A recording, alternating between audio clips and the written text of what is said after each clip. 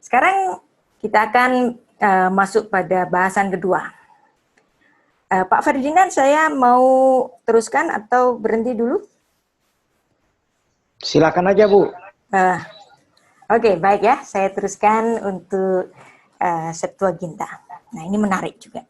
Nah, Septuaginta, bahasa Ibraninya adalah Targum Hashifim. Targum. Ya.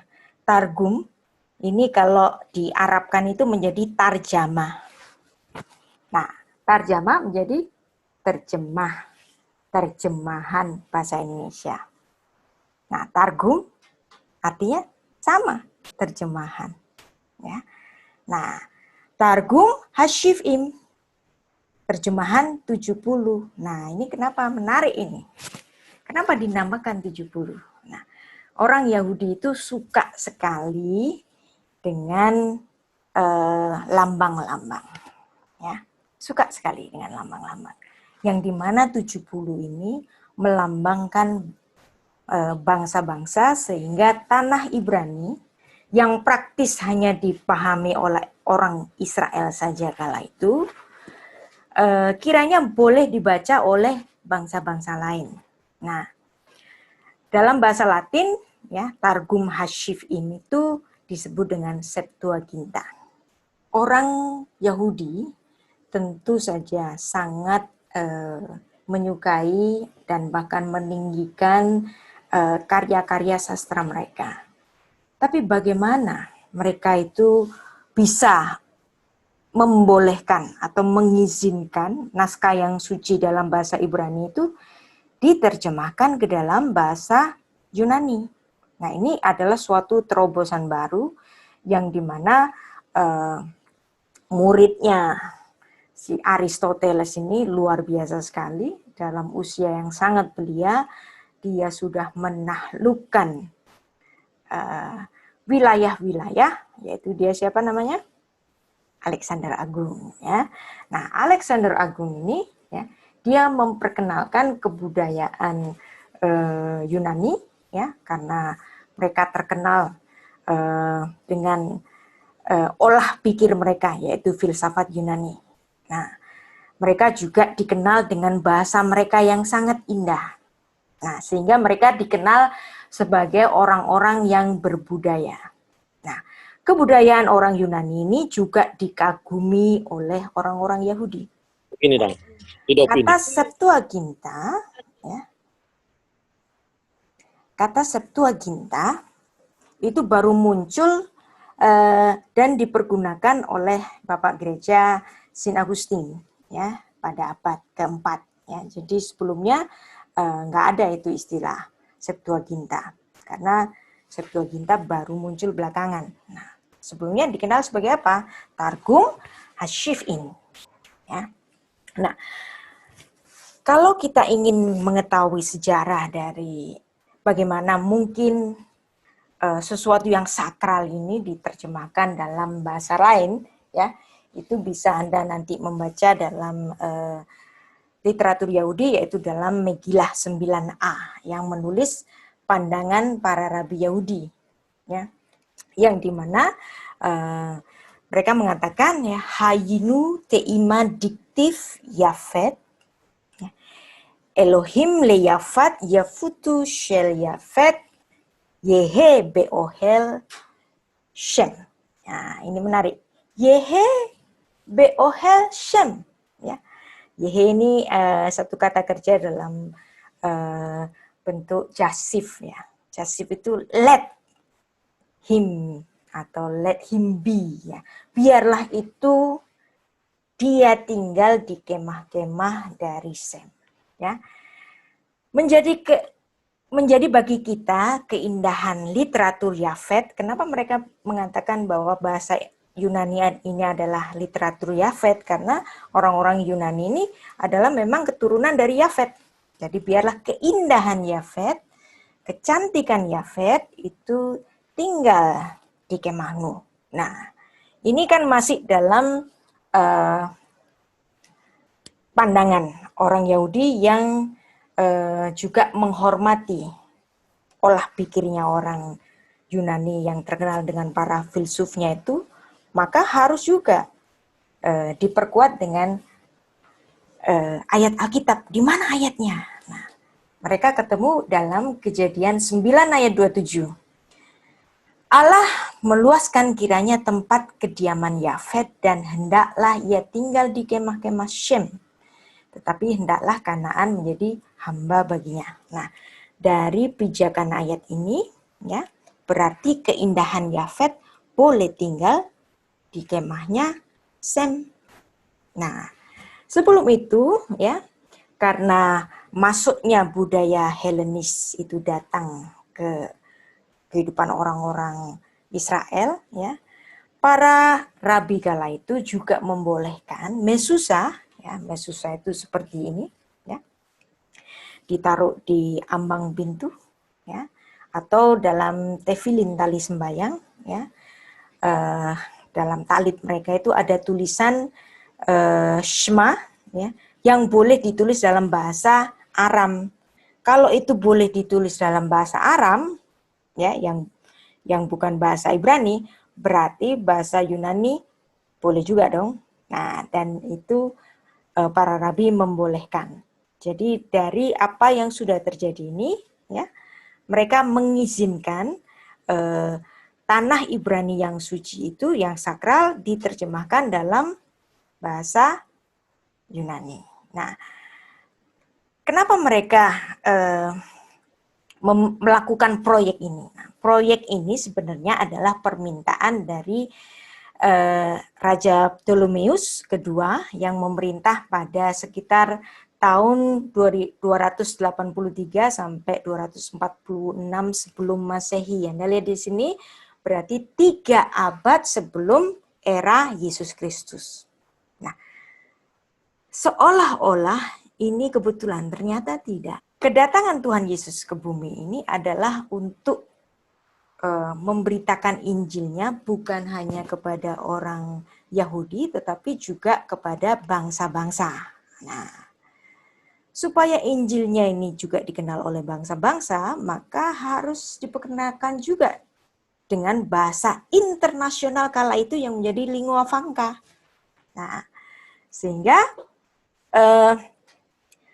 apa yang diterjemahkan 3 abad sebelum Yesus ini menjadi dasar bagi nanti para rasul menuliskan Injilnya dan mengabarkan Injil mereka tentang Kristus dalam bahasa Yunani. Nah, bahasa Yunani itu seperti bahasa Inggris zaman sekarang, ya. Zaman sekarang, ya, Anda, saya, ya, walaupun tidak fasih bahasa Inggris misalnya, tapi Anda ngerti bahasa Inggris karena Anda orang sekolahan. Nah, demikian juga kala itu, ya. Apalagi orang cerdik pandai, mereka pasti berbahasa Yunani. Nah, demikian juga para rasul, ya. Jangan anggap rasul itu nggak sekolah gara-gara dia kerjaannya jadi nelayan gitu. Bukan, ya. Orang Yahudi itu memiliki pendidikan yang wajib, ya, yang dimana sejak kecil, ya, umur 12 dia melakukan bar mitzvah. Kalau dia melakukan bar mitzvah, pasti dia nggak buta huruf. Nah, karena ini ada banyak sekali juga orang-orang khotbah, pendeta-pendeta khotbah katanya Petrus itu buta huruf. Nggak mungkin masa nelayan bisa ngerti itu tanah Ibrani. Jangan gitu dong, ya. Orang Yahudi itu punya ketentuan pendidikan yang sangat ketat, ya, yang dimulai dari sejak kanak-kanak, ya. Bahkan umur 12 dia harus lulus bar mitzvah. Kalau dia sudah menjadi anak hukum, dia bisa membaca Torah. Berarti apakah Yohanes dan Petrus itu buta huruf? Jangan gitu dong, ya. Terus masih mengatakan mereka nggak sekolah, jangan gitu dong. Yang ngajarkan Tuhan Yesus, Sang Firman. 3 tahun tuh diajar Tuhan Yesus, 3 tahun setengah. Kalau zaman sekarang kan sudah S1. Begitu bukan? Ya. Jadi mereka adalah para sarjana yang melebihi dari para ahli-ahli Taurat yang lain. Karena yang ngajar Sang Firman sendiri. Ya, Yesus kan Allah yang inkarnasi. Bagaimana mungkin murid-muridnya dikatakan sebagai orang-orang yang tidak berpendidikan? Ya, karena saya sering sekali mendengar pendeta-pendeta itu menggampangkan, ya, seolah-olah pendidikan itu tidak penting, belajar itu nggak penting karena murid Tuhan sendiri itu adalah orang-orang awam. No, ya. Ada ketetapan pendidikan dasar bagi orang Yahudi, ya, siapapun dia, ya. Paling tidak dia sudah lulus bar mitzvah, yang dimana kalau lulus bar mitzvah itu pasti bisa membaca Torah. Ya, oke. Nah, apa isi dari Septuaginta? Nah, Septuaginta ini kalau yang saya kasih warna biru, ya, ini adalah apa yang ada dalam kanon kita, Alkitab kita, ya. Kemudian yang warna hijau adalah literatur Yunani di luar tanah Ibrani, ya. Kenapa kok ini di luar tanah Ibrani? Karena yang warna hijau ini tidak ada salinan naskah bahasa Ibrania, sehingga dalam konsili di Jamnia itu tidak diterima sebagai kanonnya orang Yahudi. Nah, yang warna marun dan dikasih tanda begini adalah kitab-kitab yang masuk dalam golongan kitab-kitab Deuterokanonika. Nah, tadi kita kan sudah belajar nih, ya, bahwa kitab Septuaginta itu sudah ada 3 abad sebelum Yesus. Dan di Septuaginta ini ada, lihat yang warna-warna marun ini, kitab-kitab Deuterokanonika. Nah, ini biasanya ya orang-orang Protestan yang anti Katolik, ya, atau anti Ortodok gitu. Nah, ini orang Protestan karismatik itu sering nggak menghormati saudara tuanya, ya. Mereka menggampangkan, ya. Menggampangkan apa? Seolah-olah kitab Deuterokanonika itu kitab bikin-bikinannya orang Katolik. Dan mereka tidak menghormati kitab Deuterokanonika ini. Kalau Anda lihat sejarahnya di sini, apakah kitab-kitab Deuterokanonika ini adalah rekayasanya orang Katolik? Tidak. Ya, kitab ini sudah ada 3 abad sebelum Yesus. Nah, kenapa dia masuk dalam Deuterokanonika? Nah, ini tentu ada pertimbangan-pertimbangan yang tidak menaruh kitab-kitab Deuterokanonika ini ke dalam kitab protokanonik. Nah, salah satunya ya tidak ditemukannya naskah Ibraninya, ya. Barangkali nggak tahu hilang kemana gitu. Yang ada cuman terjemahan Yunaninya. Dan itu dalam sidang di Yavne atau Jamnia itu kitab-kitab ini tidak diterima. Tetapi ya dalam penetapan misalnya Hanukkah.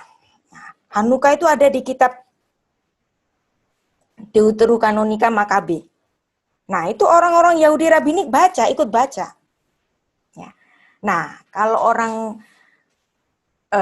orang-orang Ibrani mau baca ya sebagai konfirmasi terhadap peristiwa bersejarah ya. Nah, berarti ini kan diterima sebagai literatur ya. Kenapa orang-orang Protestan nggak mau menerima ini sebagai literatur ya? Ya memang dia tidak disamakan dengan protokanonik, tetapi dia ada di kanon kedua. Kenapa? Karena ada pertimbangan-pertimbangan yang nggak sama dengan protokanonik dan seterusnya. Nah, yang warna merah itu juga sesuatu yang dianggap tidak sama dengan Deuterokanonika dan mungkin bisa dimasukkan dalam kitab apokrif atau pseudepigrapha. Ya. Kalau orang Protestan mengatakan bahwa kitab Deuterokanonika itu rekayasanya Katolik, jangan gitu lagi ya. Kita harus belajar sejarah bahwa kitab-kitab Deuterokanonika sudah ada sebelum Yesus Kristus. Dan kita harus menghormati, belajar hormat ya. Yudaisme itu ibu bagi kita. Ya, bagaimanapun Yesus Kristus itu lahir jadi orang Yahudi. Nah, kemudian Ortodok dan Katolik itu adalah saudara tua kita, dan mereka memiliki jasa besar dalam kanon PB, juga dalam doktrin-doktrin yang baik. Contohnya apa? Doktrin Trinitas. Kan itu kan doktrin yang baik, ya.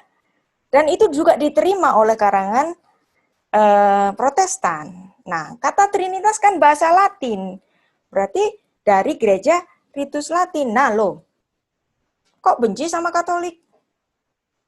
Kalau hal yang baik masih kita warisi. Nah, saya ingin kita menjadi orang Kristen yang hormat terhadap sejarah. Ya. Hormat kepada apa pendahulu kita. Siapa yang terdahulu?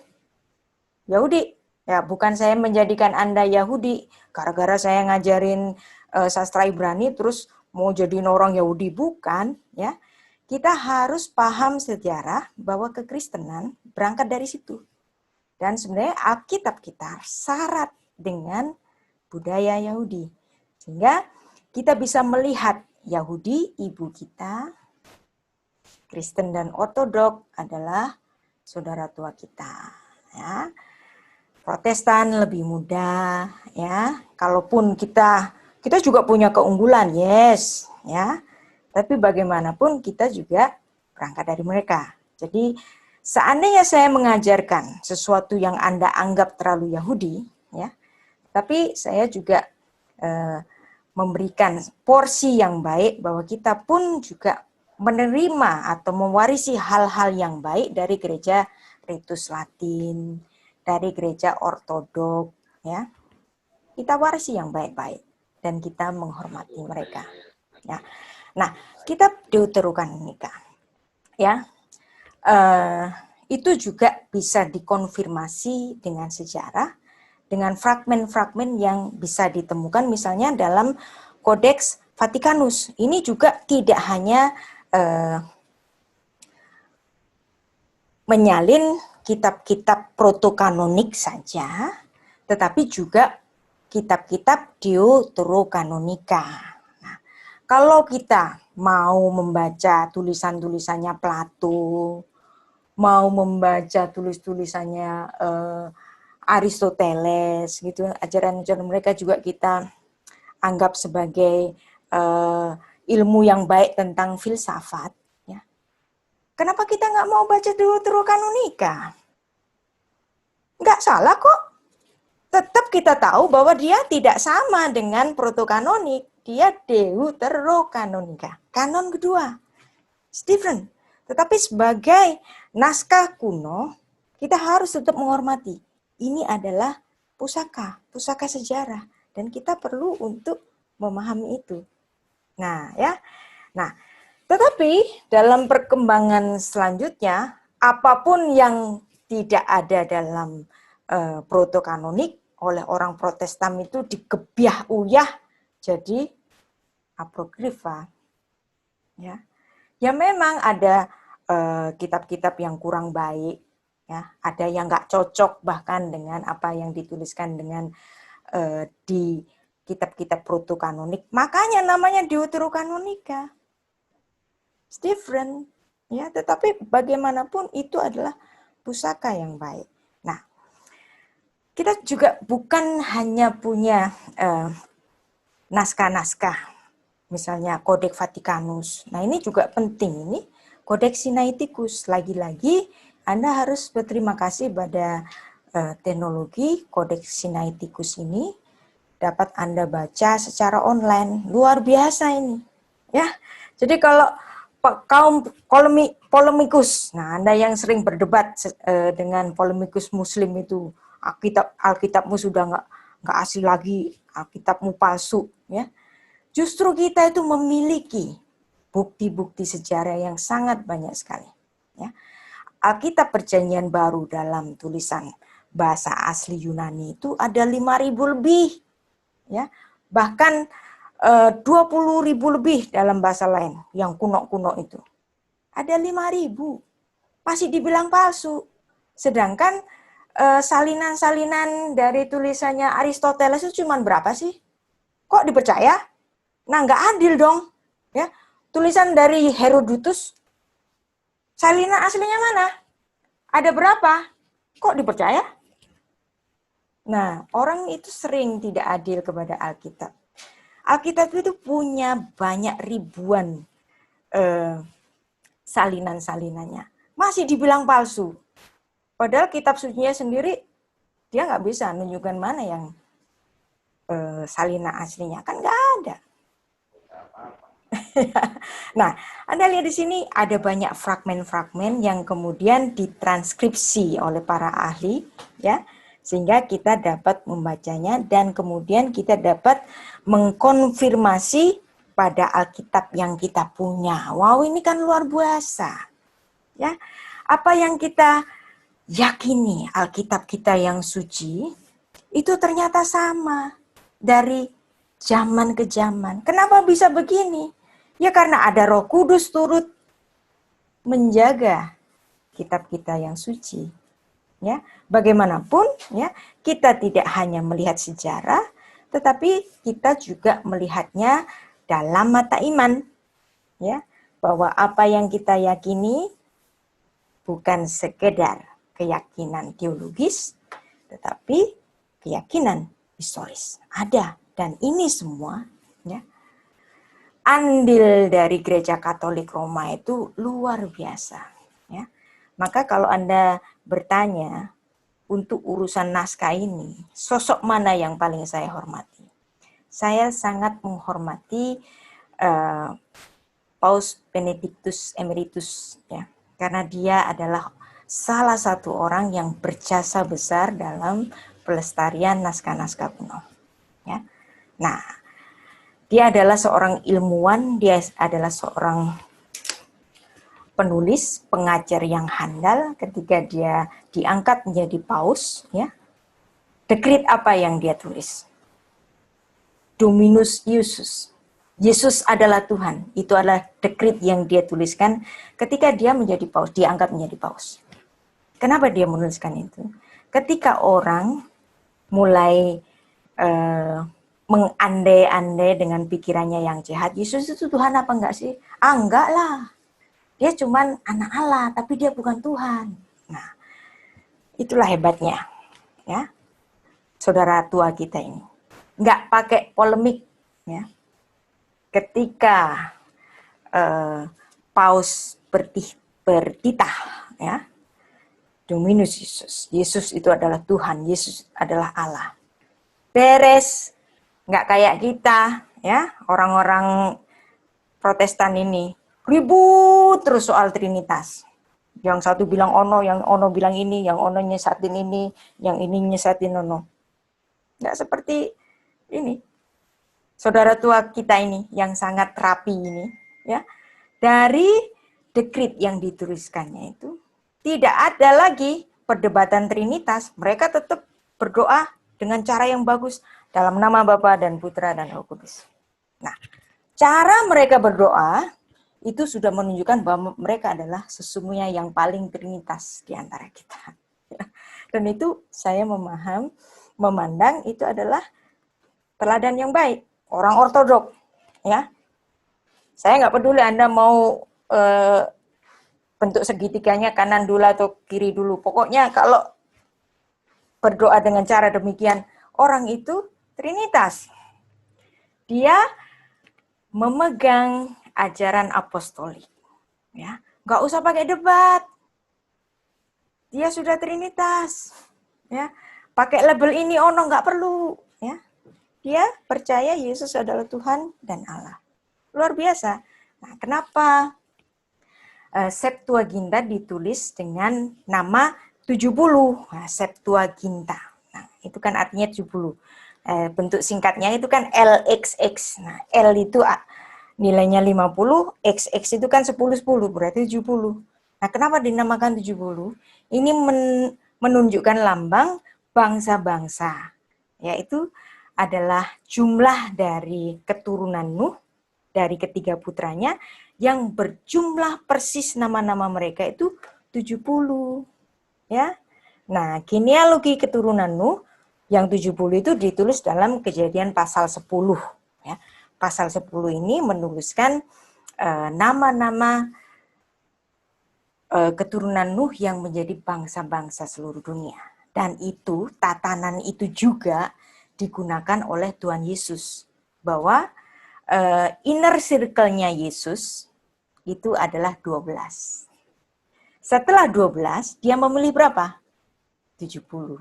Nah, ini adalah lambang dari berita Injil, ya, yang dimulai dari 12, ya, lambang dari suku Israel, bahwa berita Injil itu pertama-tama diberitakan di seluruh Israel, ya, 12 suku Israel, lambang 12 adalah 12 suku. Nah, kemudian secondary-nya itu adalah 70. Kenapa 70? Itu melambangkan bangsa-bangsa di dunia. Yang dimana Injil Kristus diberitakan kepada bangsa-bangsa di dunia. Jadi saya meyakini bahwa perjanjian baru pasti ditulis dalam bahasa Yunani, bukan bahasa Ibrani. Kenapa?